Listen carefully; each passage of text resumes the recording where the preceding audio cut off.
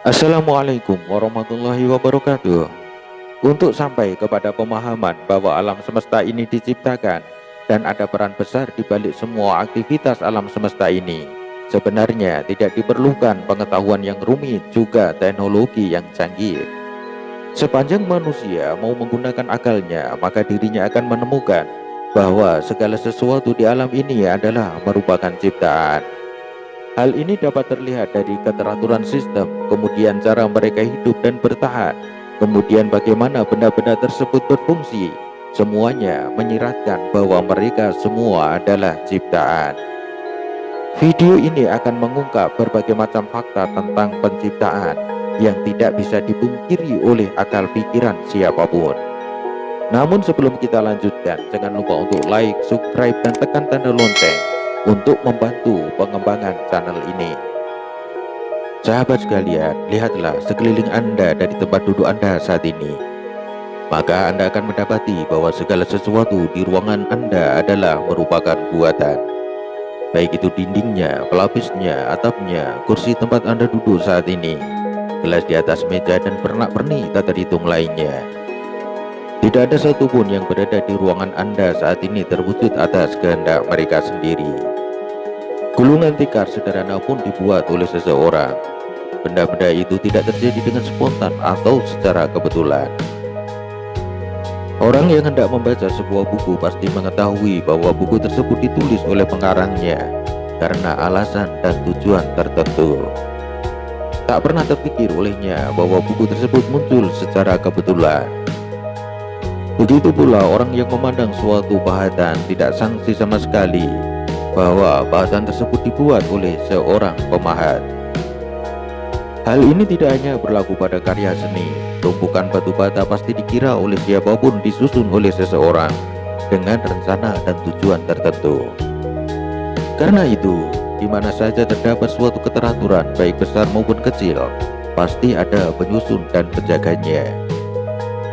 Jika pada suatu hari seseorang berkata dan menyatakan bahwa besi mentah dan batu bara bersama-sama membentuk baja secara kebetulan, kemudian membentuk menara Eiffel secara lagi-lagi kebetulan, tidakkah ia dan orang yang mempercayainya akan dianggap sebagai orang gila? Pernyataan teori evolusi, suatu metode ganjil penyangkal keberadaan Allah, tidak berbeda dengan hal ini. Menurut teori ini, molekul-molekul anorganik membentuk asam-asam amino secara kebetulan. Asam-asam amino membentuk protein-protein juga secara kebetulan. Dan akhirnya, protein-protein membentuk makhluk hidup secara lagi-lagi kebetulan. Akan tetapi, kemungkinan pembentukan makhluk hidup secara kebetulan ini lebih kecil daripada kemungkinan pembentukan menara Eiffel. Dengan cara yang serupa, karena sel manusia bahkan lebih rumit daripada segala struktur buatan manusia di dunia ini. Bagaimana mungkin kita mengira bahwa keseimbangan di dunia ini timbul secara kebetulan bila keserasian alam yang luar biasa ini pun bisa teramati dengan mata telanjang kita? Pernyataan bahwa alam semesta yang semua unsurnya menyiratkan keberadaan penciptanya muncul dengan kehendaknya sendiri jelas tidak masuk akal. Karena itu, pada keseimbangan yang bisa dilihat di mana-mana dari tubuh kita sampai ujung-ujung terjauh dari alam semesta yang luasnya tak terbayangkan ini pasti ada pemiliknya. Jadi, siapakah pencipta semua ini yang mentakdirkan segala sesuatu secara cermat dan menciptakan semua itu? Dia tidak mungkin zat material yang ada di alam semesta ini, karena dia pasti sudah ada sebelum adanya alam semesta dan kemudian menciptakan alam semesta ini. Pencipta yang Maha Kuasa ialah yang mengadakan segala sesuatu, keberadaannya tanpa awal ataupun akhir. Agama mengajari kita tentang identitas pencipta kita yang keberadaannya kita temukan melalui akal kita. Melalui agama tersebut kita tahu bahwa Dia adalah Allah yang Maha Pengasih lagi Maha Pemurah, yang menciptakan langit dan bumi dari ketiadaan. Meskipun kebanyakan orang mempunyai kemampuan untuk memahami kenyataan ini, mereka menjalani kehidupan tanpa menyadari hal itu. Bila mereka memandang lukisan yang terpajang, mereka takjub terhadap pelukisnya, kemudian memuji-muji pelukisnya panjang lebar tentang keindahan karya seninya. Walau terdapat kenyataan bahwa ada begitu banyak keaslian yang menggambarkan hal itu di sekelilingnya, mereka tidak mengakui keberadaan Allah, satu-satunya pemilik keindahan-keindahan di alam semesta ini. Sesungguhnya penelitian yang mendalam pun tidak dibutuhkan untuk memahami keberadaan Allah.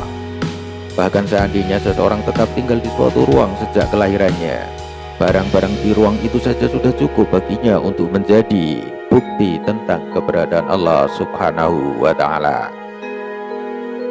Tubuh manusia menyediakan begitu banyak bukti yang mungkin tidak terdapat di berjilid-jilid ensiklopedi.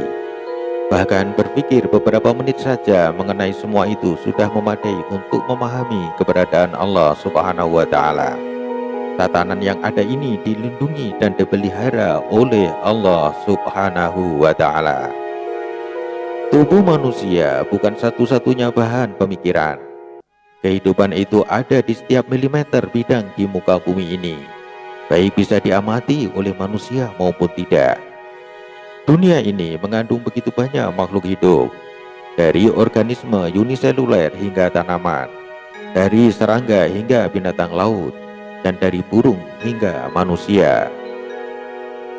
Jika Anda mengambil segenggam tanah dan memperhatikannya, di sini pun Anda bisa menemukan banyak makhluk hidup dengan karakteristik yang berbeda.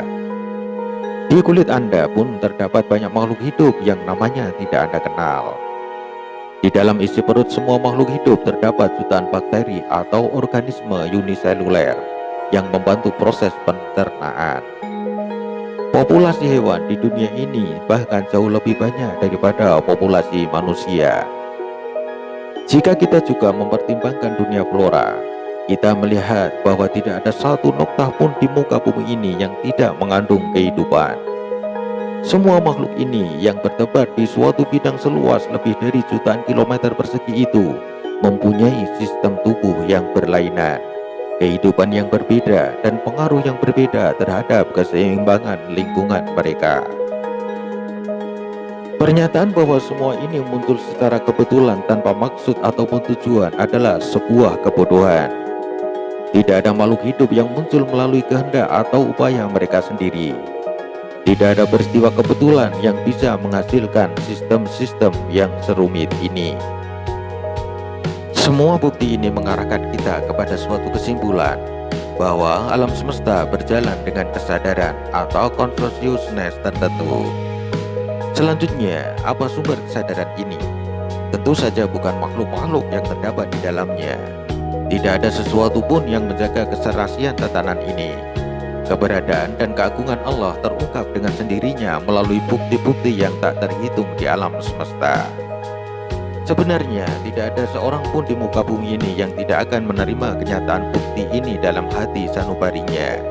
Sekalipun demikian, mereka masih mengingkarinya karena kezaliman dan kesombongannya, padahal hati mereka meyakininya, sebagaimana yang dinyatakan dalam Al-Quran surat An-Naml ayat 14. Wajahadu biha wastaqainatha anfusahum dzulman wa uluwa fanzur kaifa kana aqibatul mufsidin.